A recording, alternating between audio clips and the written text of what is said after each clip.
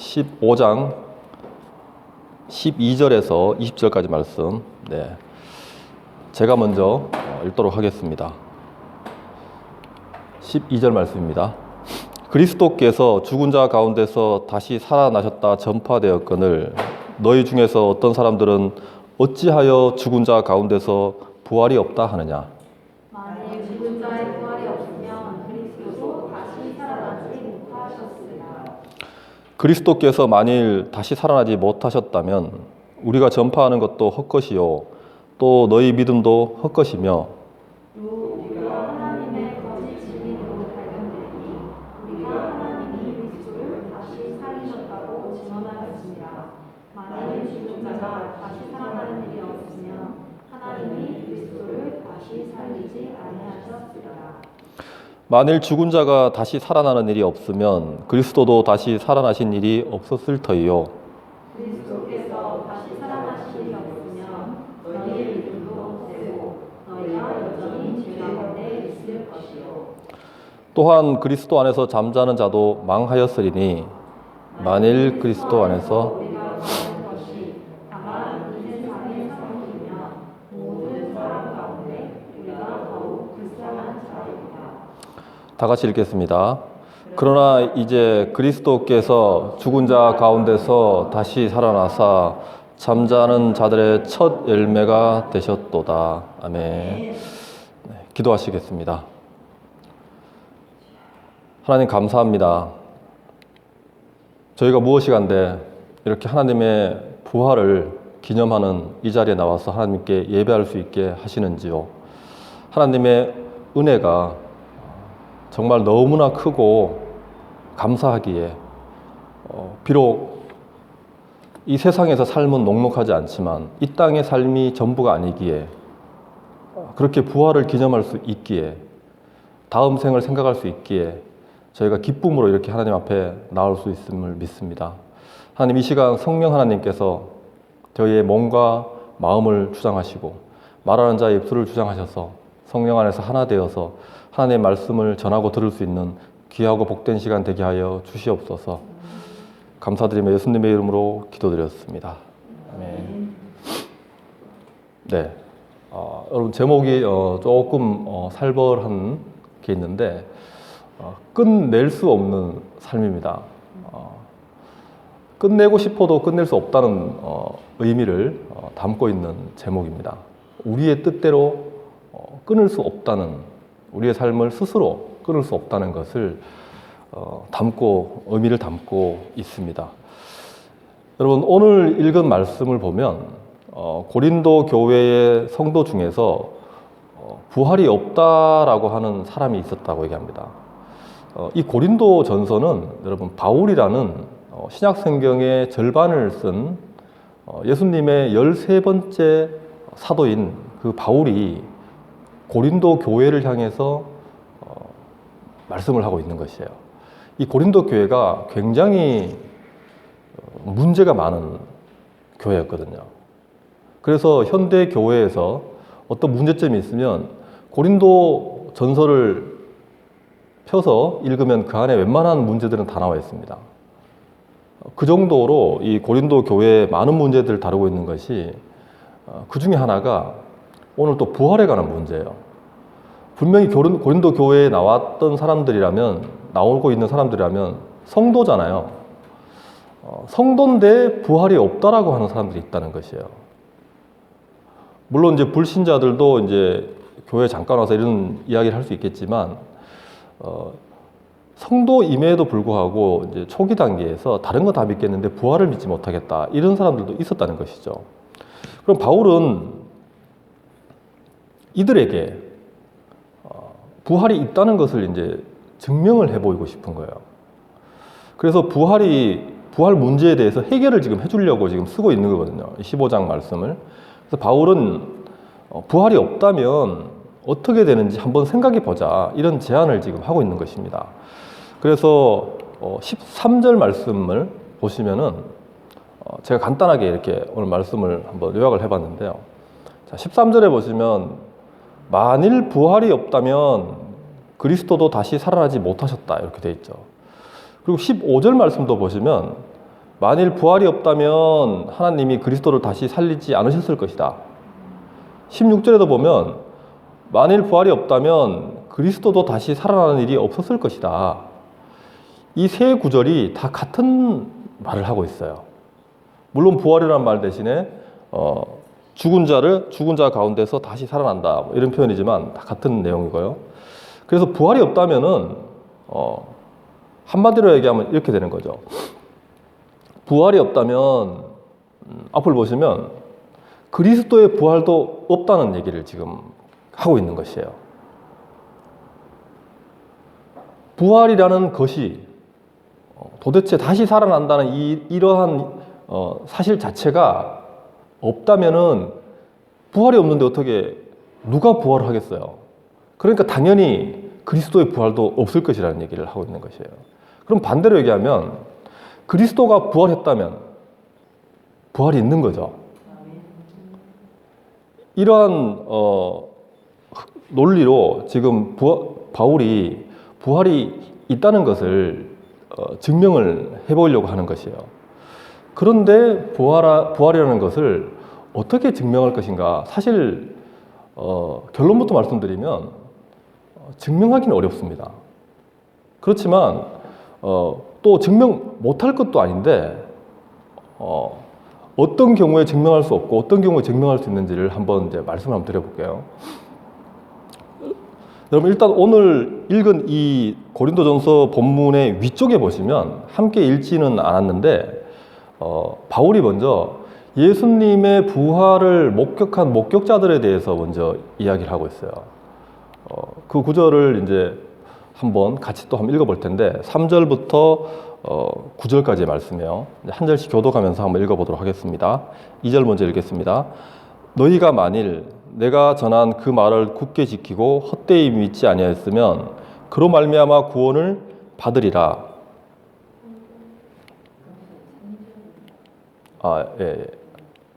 죄송합니다. 네, 3절 말씀. 내가 받은 것을 먼저 너희에게 전하였노니. 네. 3절. 여기 앞부분을 제가 좀 빼고 이제 읽어서 그래요. 3절 말씀. 성경대로 그리스도께서 우리 죄를 위하여 죽으시고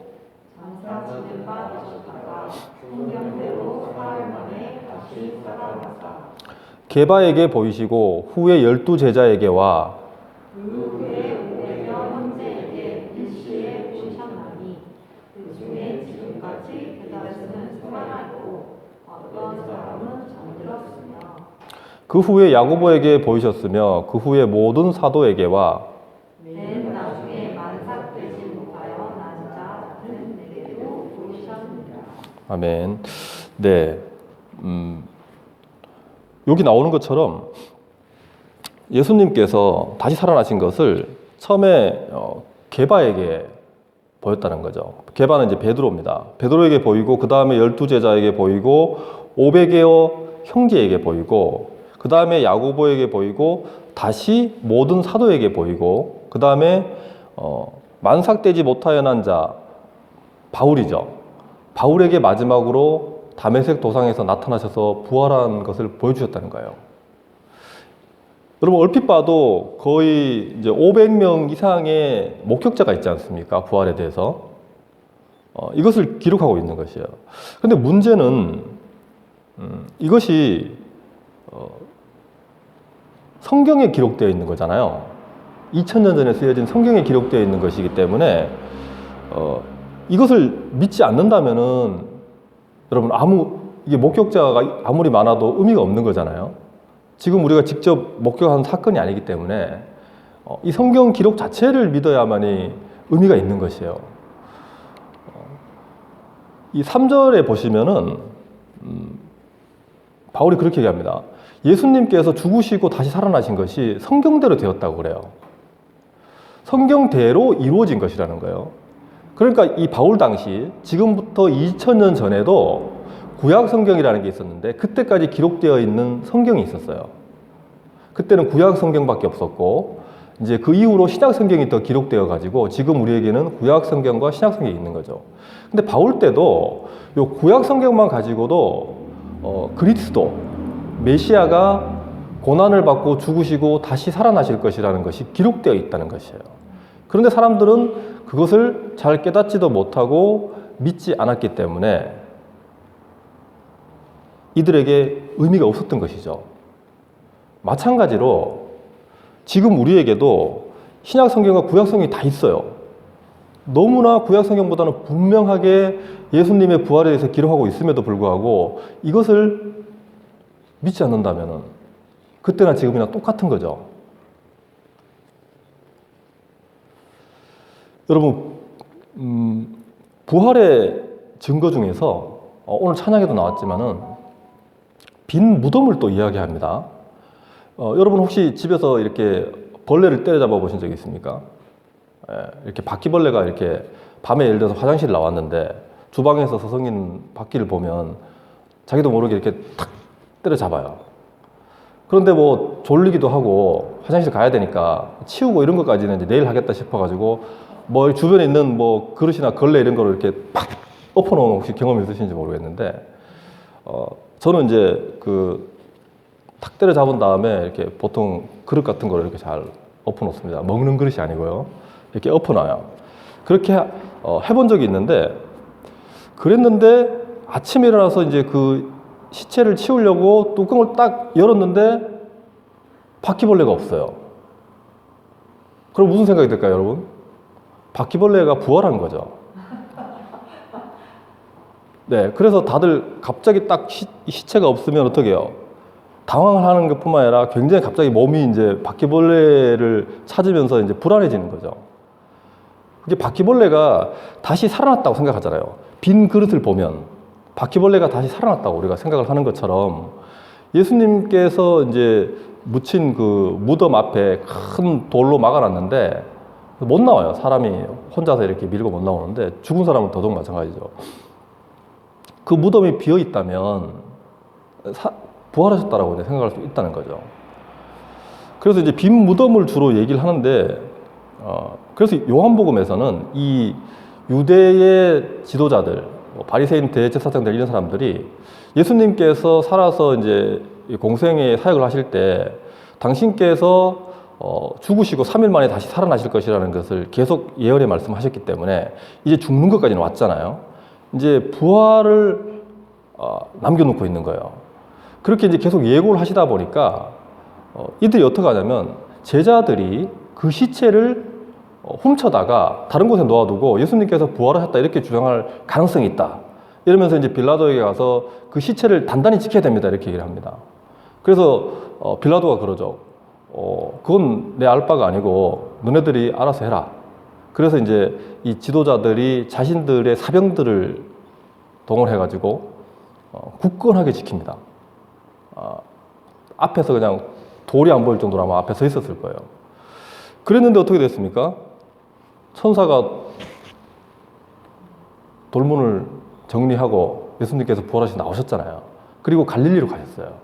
그래서 무덤이 비어 있는데 결국 이들이 제사장들이 파견한 이 군인들은 결국 무슨 역할을 합니까? 예수님의 그 부활을 증거하는 목격자의 역할을 오히려 하게 된 거예요. 그런데 그래서 이들이 이제 와가지고 대제사장들에게 보고를 하죠. 빈 무덤이 있고 또 예수님께서 부활하셨다, 돌문이 열렸다 이런 증언을 합니다. 그럼에도 불구하고 무슨 수를 써서라도 여러분 믿지 않으려고 하는 이 대제사장들을 막을 방법이 없는 거예요. 그 군인들을 돈으로 매수하죠. 입을 닫습니다. 입을 막아요. 그렇게 해가지고 이 소문이 못 퍼지게 막았지만 결국에 성경에 기록될 정도로 그 소문이 다 널리 퍼진 거죠. 그만큼 아무리 허다한 증거와 자신들이 조작할 수 없는 그런 증거인데도 불구하고 믿으려고 하지 않는다면은 이 작정한 사람들은 이런 증거가 아무 소용이 없어요. 증명이 불가하다는 것입니다. 그래서 성경을 믿으려고 한다면은 증거는 성경에 허다하게 많이 있습니다. 하지만 믿으려고 하지 않는다면 이 대제사장들과 마찬가지로 증명할 방법이 없는 것이에요. 2000년 전의 사건을 어떻게 파헤칩니까? 수십 년 전에 일어났던 살인사건도 증거를 찾지 못하는데. 그래서 이것을 부활을 증명할 방법은 없고, 방법은 믿는 방법밖에 없다는 것입니다. 그래서 바울도 2절에서 그렇게 이야기를 하죠. 2절을 보시면은 너희가 만일 내가 전한 그 말을 굳게 지키고 헛되이 믿지 아니하였으면 그로 말미암아 구원을 받으리라. 믿는 방법밖에 없다는 것입니다. 그리고 여러분, 왜 이 뻔한 이야기 믿는 방법밖에 없다. 제가 오늘 이 부활절에도 또 이 믿음밖에 없다는 이야기를 하느냐. 여러분, 이 믿음의 대가가 말이에요, 엄청납니다. 또 믿음이냐 그러시겠지만은, 여러분 어떻게 보면 다른 거 다 필요 없고 이 믿음 하나 가졌는데 부활을 믿었을 뿐인데 이 믿음의 대가가 엄청나기 때문이에요. 오늘 2절 말씀 끝에 보면 믿었는데 그것으로 말미암아 구원을 얻는다 그러지 않습니까? 여러분, 구원을 받는다는 이야기는 무기징역에서 풀려난다는 이야기예요, 여러분. 죽지 않는 무기징역, 영원한 무기징역형에서 석방된다는 이야기예요, 여러분. 믿기만 하면. 여러분, 이 대가가 대단하지 않습니까? 어떤 죄수에게 평생 감옥 갈래? 감옥에서 썩을래? 아니면 너 가진 전 재산 다 내놓고 집에서 쉴래? 그렇게 물으면 여러분, 자기 전 재산 아까워가지고 저 평생 감옥에서 썩을래요? 이런 사람이 있을까요? 뭐 누가 빼준다는 뭐 백이 있으면 모르겠는데 절대 그런 사람은 없을 것입니다. 그렇기 때문에 누구나 이 믿음의 대가가 이렇게 엄청난 것이라면 여러분, 믿는 게 되게 수지 맞는 거잖아요. 그러니까 다른 증거가 필요 없이 그냥 믿으면 되는 것이에요. 그리고 여러분, 반대로 믿는 대가가 엄청난 만큼 여러분, 믿지 않는 대가도 엄청납니다. 반대인 거잖아요. 믿지 않는 대가는 영원한 무기징역을 살아야 되는 것이에요. 단지 믿지 않았는데,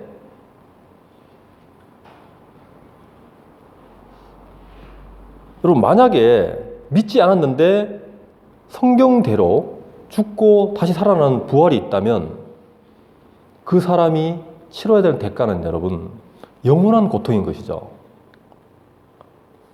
믿음의 대가는 그 고통으로부터의 영원한 해방인 것이고, 믿지 않는 대가는 영원한 고통인 것이에요.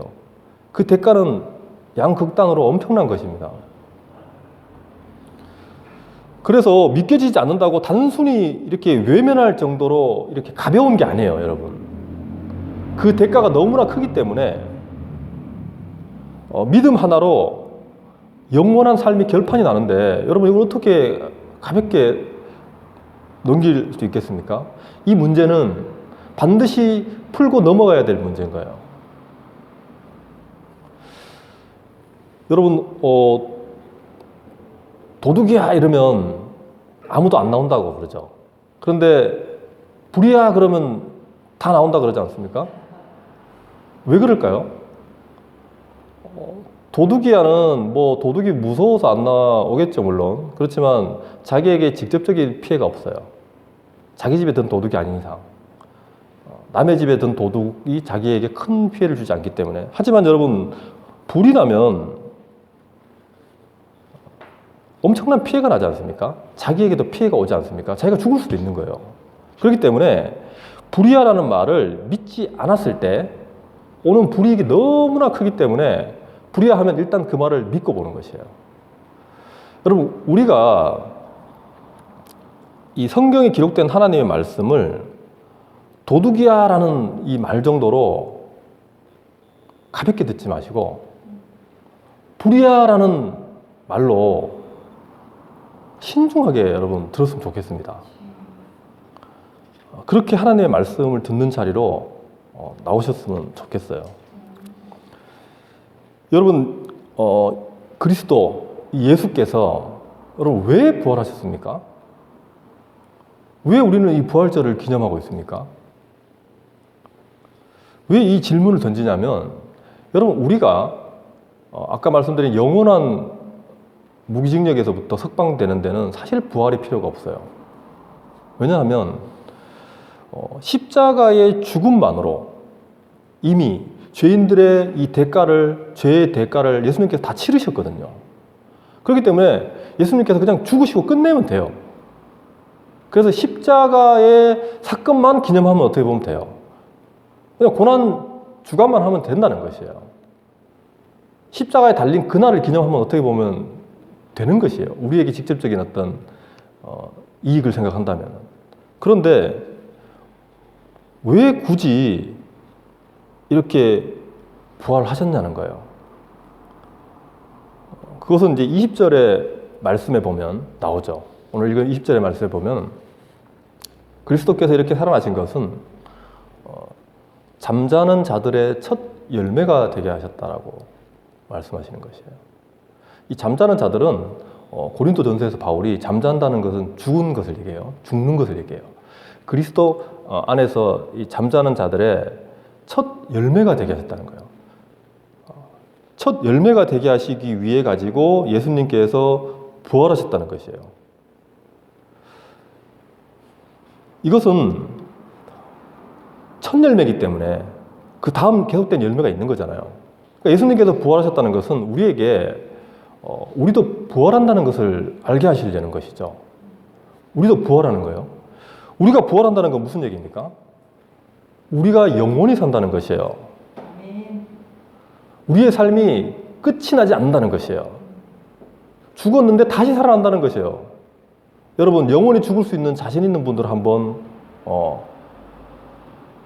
그런 마음을 가지고 이 우울증에 걸려서 이렇게 자신의 스스로 목숨을 끊으신 분들 있잖아요. 그분들은 여러분 죄송하지만 스스로 목숨을 끊은 것 같지만 실제로 스스로 끊은 게 아니라 그건 병이에요, 병. 여러분, 죄인이 왜 죄인이냐면 스스로 목숨을 끊을 만큼 여러분 자기 자신을 내려놓지 못합니다. 자기 자신을 너무나 사랑하기 때문에 절대 스스로 목숨 끊지 않아요. 근데 그것은 병이 든 것이에요. 병이 든 거예요. 병이 들지 않았다면 절대 스스로 죽지 않습니다. 여러분, 그런 말이 많잖아요. 거지에게도 부자가 목숨과 바꾸자 그러니까 바꿉니까? 여러분, 내일 모레 하시는 분들한테 가서 빨리 가라 그러면 뭐라 그럽니까? 막대기로 때립니다. 여러분, 제가 이 코로나를 겪으면서 평소에 볼 때는 저분은 세상에 삶의 희망도 없고 소망도 없고 아무것도 없어서 뭐 어떻게 하다가 좀 죽기를 바라는 그런 삶을 사는 것 같다라는 분들이 꽤 있었거든요, 주변에. 근데 코로나를 겪으면서 제가 느낀 거 뭐냐면 그분들이야말로 절대로 죽지 않겠구나. 얼마나 자기 목숨을 아끼느냐를 제가 알 수 있어요. 자기 목숨을 절대로, 겉으로 볼 때는 자기 목숨을 되게 파리 목숨처럼 생각하는 것 같지만 삶을 되게 아무렇게 사는 사람들 보면은 뭐 그냥 뭐 이렇게 살다 죽지 뭐 얘기하잖아요. 바로 죽음에 임박한 순간에 딱 오잖아요. 불이야 하면 제일 먼저 튀어나가는 사람입니다. 제가 그건 장담을 하겠습니다. 그렇기 때문에 절대 사람은 스스로 죽으려고 하지 않아요. 영원한 삶을 살려고 합니다. 그리고 자기 스스로 죽을 수도 없어요. 그것을 알게 하기 위해서 부활이 있다는 것입니다. 예수님께서 부활을 보여주신 것이에요. 너네들 부활이 있어. 절대 죽지 않아. 다시 살아날 거야. 그 말씀을 우리에게 하신 거죠. 문제는 예수님께서 십자가에서 피 흘려 이렇게 죽으신 것은 우리가 영원한 삶을 살긴 사는데 어떻게 살 것이냐를 또 알려주시는 것이거든요. 왜냐하면 여러분 다시 살아났는데 예수님의 십자가의 보혈의 공로로 죄 용서를 받은 사람들은 어떻게 돼요? 그 영원한 삶이 복된 삶이죠. 부활이 이들에게는 복된 것입니다. 그런데 예수님의 십자가의 보혈의 피로 용서받지 못한 사람들은 어떻게 돼요? 그 사람들에게는 이 부활은 화한 거예요, 화. 그런데 어떻게 해요? 계속 살아야 되는데. 그런 문제가 있다는 것이에요. 어떻게 부활 이후의 삶을 살아가게 할 것이냐 때문에 우리가 예수님의 이 피가 필요한 것이에요. 이 세상의 삶이 여러분 끝이라고 생각하고 만약에 죽었다면 그 사람은 아마 굉장히 당황할 것입니다. 죽었는데 다시 살아났으니까요. 그런데 자신은 아무런 대책 없이 살았잖아요. 죽음 이후의 삶에 대해서 한 번도 보지 않았고 준비하지도 않았거든요. 너무 당황할 것이에요. 여러분, 믿는 자들에게는, 부활을 믿는 자들에게는 이 믿기 때문에 그렇게 할 수밖에 없는 어떤 삶이 있어요. 어떤 행동이라는 게 있다는 것이에요. 여러분, 어릴 때 크리스마스 선물을 받아본 적이 있을 것입니다. 크리스마스 선물. 아이들에게 그러죠. 이제 오늘 밤에 산타 할아버지가 오셔가지고 선물을 줄 테니까 양말을 머리맡에 두고 자거라 하면 아이들이 난 그런 거 안 믿어 하면서 양말 준비 안 하는 아이들 보셨습니까? 양말을 사죠. 큰 걸로. 그 아이들의 믿음처럼 믿으라 그러잖아요. 다 믿는 거예요, 아이들이. 여러분, 이렇게 나중에 부모님이 넣어준다는 것을 알게 되고 아이들이 울죠. 우는 아이들이 많습니다. 그때까지는 절대적인 믿음을 가지고 양말을 준비하는 것이에요. 여러분, 이렇게 양말을 준비하는 이 행동, 이 아이의 그 행동, 그것이 바로 믿기 때문에 나오는 믿음의 행동이라는 것이에요.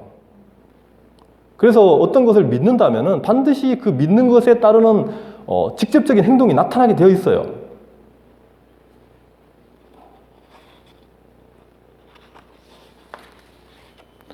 보통 세상에 코로나 때 더 이제 판을 치지만은 여러분 사기꾼들이 많지 않습니까?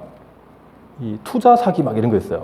1억을 투자하면은 매달 뭐 100만 원씩 이자를 주고 그 다음에 1년 후에 또는 뭐 몇 년 후에 원금의 10배를 튀겨가지고 10억을 줄 테니까 1억을 투자해라.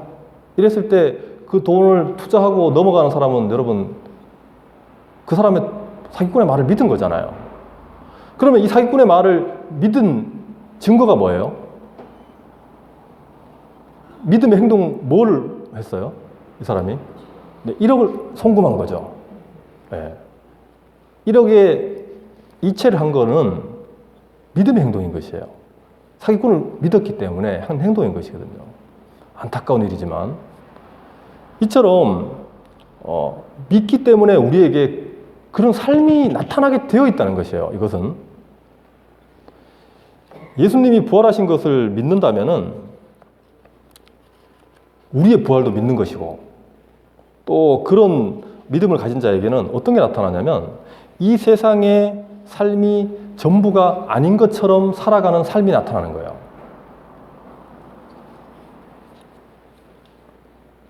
절대로 다음 부활의 생이 있는데 이 세상이 전부인 것처럼 이 세상의 삶에 올인하지 않습니다. 모든 것을 여기에 다 쏟아붓지 않아요. 그런 삶이 나타나는 것이에요. 만약에 이 세상이 전부인 것처럼 산다면 그 사람은 부활을 믿지 않는 것이죠. 오늘 읽지 않았지만은 15장에서 같이 이제 그렇게 얘기합니다. 바울이 32절 말씀에 보면은 이제 안 믿는 사람들과 똑같이 사는 삶이 어떤 것인지 부활이 없다면은 그렇게 한다는 거예요, 사람들이. 내일 죽을 터이니, 죽으면 끝이니까 오늘 먹고 마시자 한다는 거예요. 있는 거 다 털고 즐길 거 즐기고 그렇게 산다는 것이에요. 여러분 19절 말씀을 보면 만일 그리스도 안에서 우리가 바라는 것이 다만 이 세상의 삶뿐이면 모든 사람 가운데 우리가 더욱 불쌍한 자라. 이 세상의 삶뿐이 아닌 그러한 인생을 우리가 살아야 되는데 그러한 인생은 여러분 믿지 않는 사람이 볼 때는 굉장히 불쌍해 보이는 인생이라는 거예요. 우리 삶을 여러분 돌이켜 봤을 때 믿지 않는 사람들이 우리 믿는 사람들 놓고 봤을 때 혀를 차면서 아, 저 사람들은 참 불쌍하게 산다. 참 불쌍한 사람들이다. 라는 소리를 들어야 된다는 것이에요.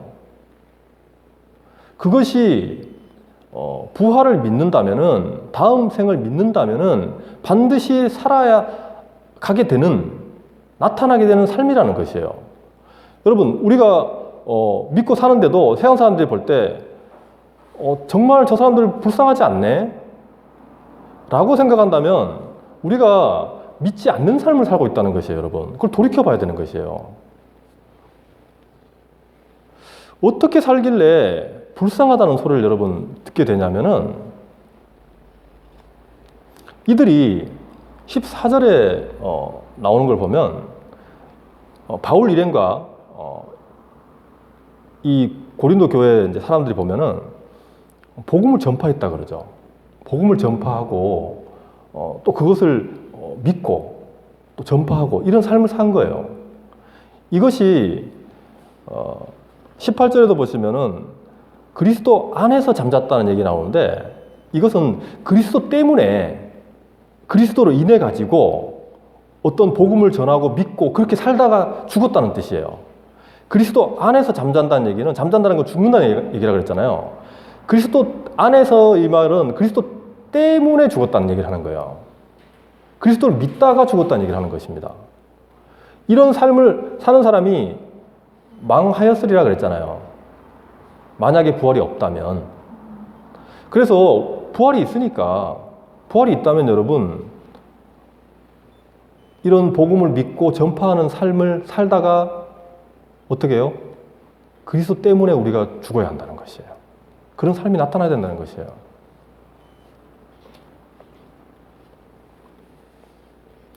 이런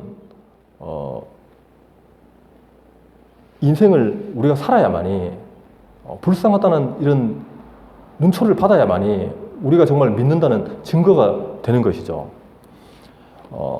여러분 우리가 예수 그리스도의 복음을 믿고 사는 삶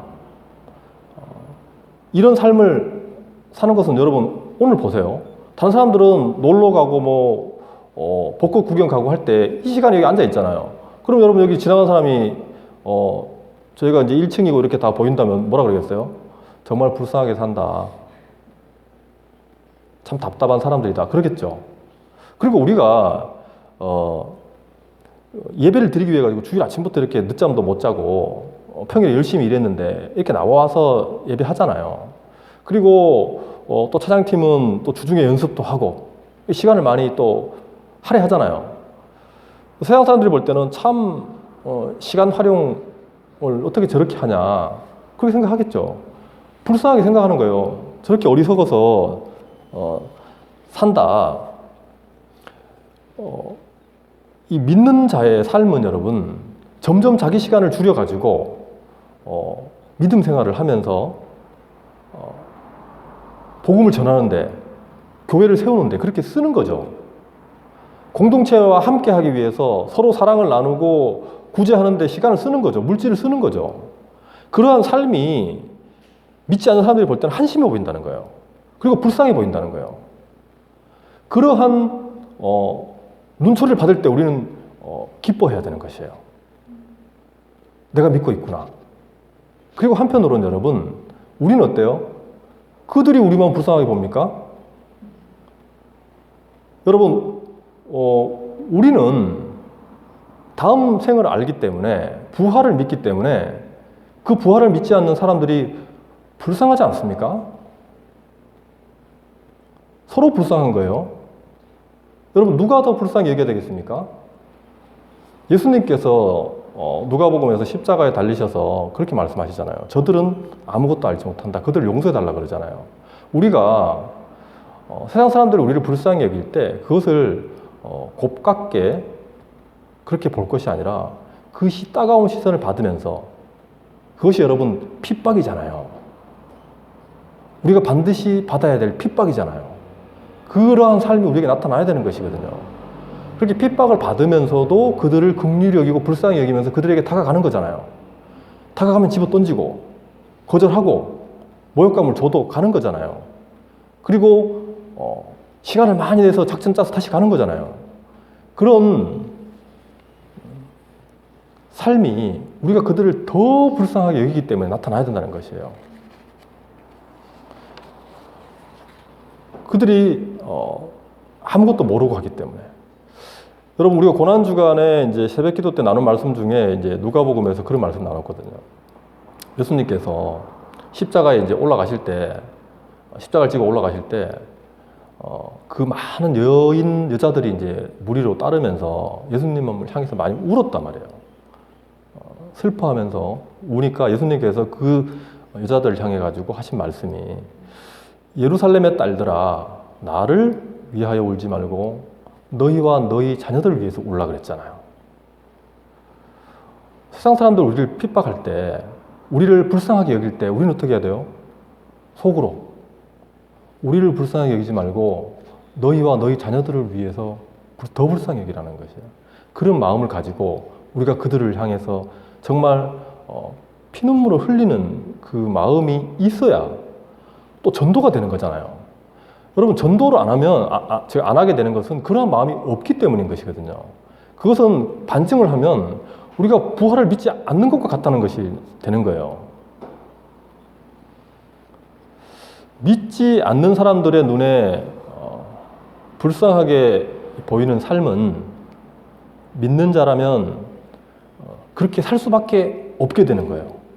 이것은 그렇게 살아도 되고 안 살아도 되는 어떤 이런 선택의 문제가 아니에요. 나는 뭐 그냥 이 정도 살다가 믿고 그냥 천국 문 바로 문 닫고 그냥 들어갈래. 뭐 이렇게 될 일이 아니라는 거예요. 믿는 사람은 반드시 필연적으로 나타나는 현상이라는 것이에요. 이것이. 그렇기 때문에 여러분, 어떻게 보면 되게 무서운 말이에요. 우리 삶에 이게 나타나지 않는다면은 정말 불쌍하게 될 수가 있어요. 열심히 시간 다 할애하고 이렇게 열심히 교회 나왔는데 나중에 눈을 떠보니 딴 데가 있을 수 있잖아요. 그거는 정말 세상 사람으로부터도 불쌍한 취급을 받았고 살면서 죽어서도 불쌍한 취급을 받는 거예요. 가장 불쌍한 사람 아닙니까? 확실하게 어느 한쪽에 선을 딱 그어서 한쪽으로 들어가야 돼요, 우리는. 여러분, 예수 믿으면 복 받고 잘 삽니다. 뭐 이런 얘기 많이 하면서 전도를 하잖아요. 물론 처음에 그렇게 할 수 있다고 시작으로. 근데 이것이 그 복이 이 세상의 살만을 가리킨다면, 이 세상에서 받는 복만 가리킨다면 여러분, 그것은 틀린 말이죠. 잘못된 복음인 것이죠. 복음이 아닌 것이죠. 주변에서 그렇게 얘기합니다. 너 예수 믿는다면서 왜 사는 게 아직도 그래? 여러분, 기뻐하십시오. 그게 믿음 생활을 잘 하고 있는 증거인 거예요. 예수님을 믿었는데 잘 안 풀리면 여러분 어떡합니까? 막 숨기죠. 뭐 무슨 일 있으면 얘기 안 하죠. 함께 나눔 안 하죠. 그게 여러분 잘못된 것이에요. 속으면 안 됩니다, 여러분.